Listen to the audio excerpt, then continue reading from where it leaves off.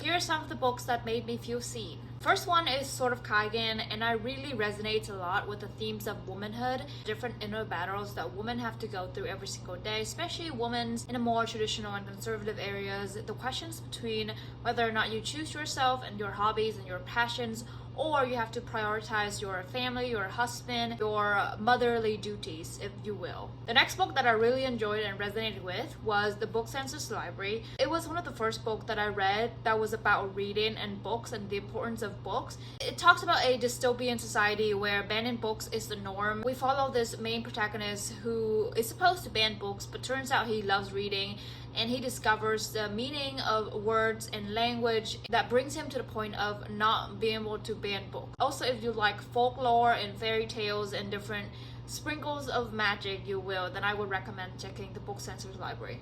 The third book is On Earth Would Be Gorgeous by Ocean Vuong. I resonated with that book a lot just because it was about the Vietnamese American context living in the United States.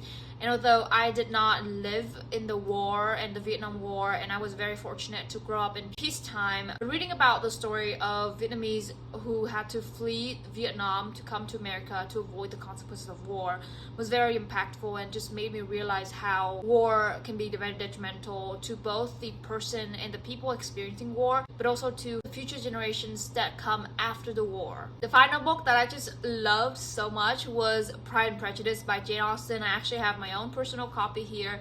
I just adore this book. It is one of the first books that I read that taught me how good books doesn't have to be about big things, serious things. I know most of the books that I mentioned, like the Book Senses Library and On Earth Would Be Gorgeous, they cover pretty serious and even political topics.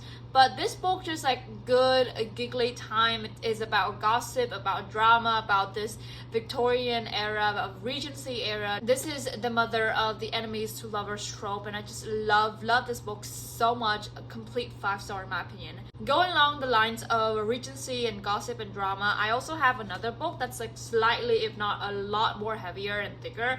This is Elizabeth Gaskell's Wives and Daughters. This, I believe, is set before Pride and Prejudice. It does have a lot more political context, social constraints and restraints between different groups in society.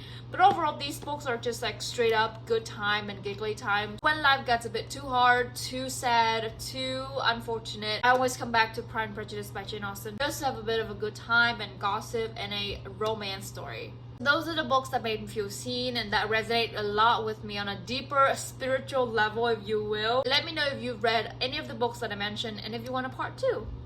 Happy reading!